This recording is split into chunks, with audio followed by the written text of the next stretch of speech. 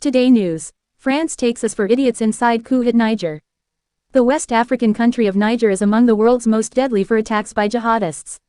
Following a military coup in July, there are fears a decision to order 1,500 French troops in the country to leave may further embolden insurgents. The BBC's Mayani Jones gained rare access to Niger and spoke to the regime, its supporters and those opposed to it. Short presentational grey line. Adama Zorkelini Mega is soft-spoken, but her eyes suggest steely determination. The single mother of two lives in a quiet, middle-class part of Niger's capital Niamey, but is originally from Tillaberi, one of the regions worst hit by violence. My mother's cousin was chief of a village called Tura, she tells me over lunch. He was assassinated just 7 months ago. The terrorists were looking for him and when they found out he'd rented a car to flee, they caught up with him and killed him. They slit his throat. It was a real shock for our whole family. Adama blames France, which has had 1,500 troops in the region to fight Islamist militants, for the failure to contain the violence. They can't tell us that the French army was successful, she says. I don't understand how they can say they're here to help people fight terrorism, and every year the situation gets worse. Niger was seen as the last Western ally in the Sahel, this semi-arid region which has become the epicenter of jihadi violence. France and the US each station troops in Niger, which is also home to the US's biggest drone base. But when France refused to recognize the new military government here, simmering resentment at perceived French interference in Niger's internal affairs boiled over.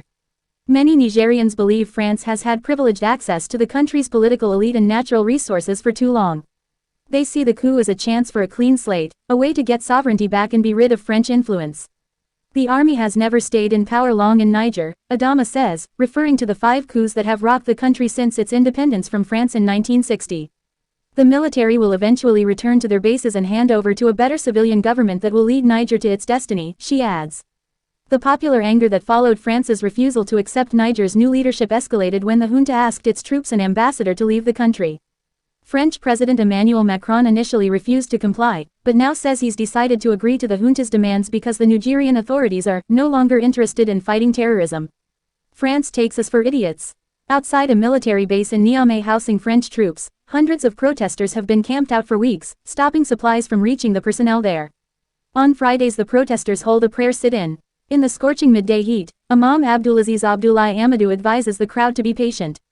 Just as a divorce between a man and a woman takes time, so too will Niger's divorce from France, he tells the crowd.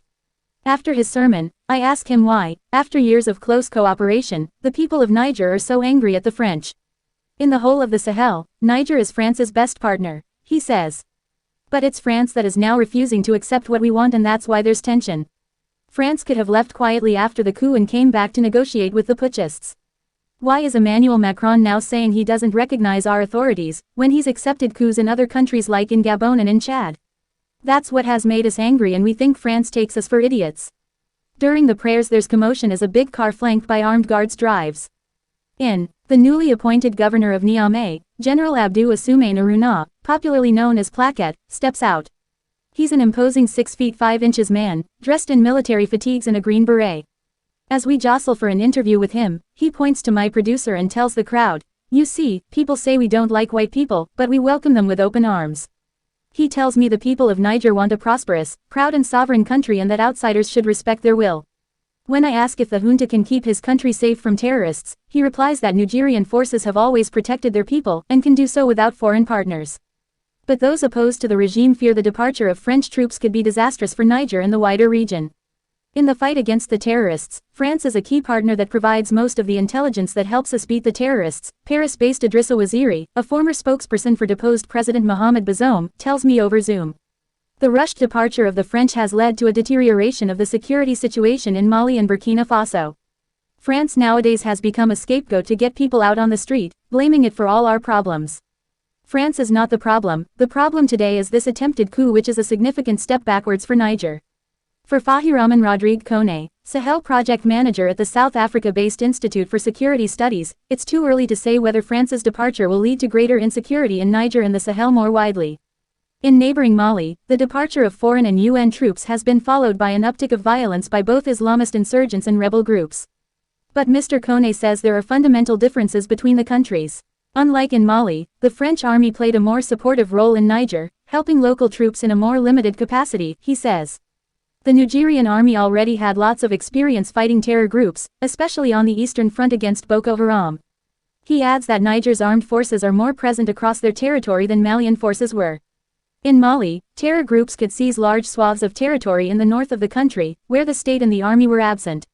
Following a threat by the regional bloc ECOWAS that it would invade Niger if deposed President Mohamed Bazoum wasn't reinstated, Mali, Burkina Faso and Niger set up an alliance on the 16th of September. In the Sahel Security Alliance, they agreed to help each other against armed rebellions and external aggression. Mr. Kone thinks this could be a game changer. The lack of cooperation between the three countries was one of the reasons terror groups could easily cross from one territory into the next, he says. There's already been 2 or 3 joint military operations between these three countries. This increased cooperation is putting real pressure on the insurgents. He also thinks the alliance could help share best practice from Niger to the other 2 countries. Last year, terror-related deaths in Niger fell by 79% according to the Global Terrorism Index, whereas neighboring Mali and Burkina Faso became the 2 deadliest places for terror attacks. Some 90% of last year's violence related to Islamist extremism in the Sahel occurred in the 2 countries. The reason the Bazoum administration had some success in reducing deaths in Niger is because it developed a more holistic approach, combining military strategy with community engagement and socio-economic development, Mr. Kone says. But despite its relative success, this process wasn't popular with everyone, with some members of the military seeing it as the government being soft on terrorists and encouraging impunity. It's unclear if the junta will continue on the same path. It's also hard to gauge how much support President Bazoum has in Niamey. His closeness to the French government has angered many, but we struggled to get any of his supporters, or anyone opposed to the decision to expel France, to speak to us on the record. Most people seemed too scared of the consequences. It didn't help that the junta followed the BBC team's every move in the country, and was aware of what interviewees told us. France's departure doesn't necessarily mean the end of Niger's cooperation with Western powers. There are still foreign troops in Niger, including those from the U.S. U.S. Defense Secretary Lloyd Austin told journalists in Kenya on Monday that his country hadn't yet made any significant changes to its military forces in Niger. But he said they would continue to evaluate the situation there and any future steps made would prioritize both their democratic and security goals. As the Sahel finds itself at the front line of the war on terror, the decisions made by the ruling juntas there will be crucial to the spread of Islamist extremism to the wider region. Please channel subscribe. Sisu News channel, click the bell icon. Thank you.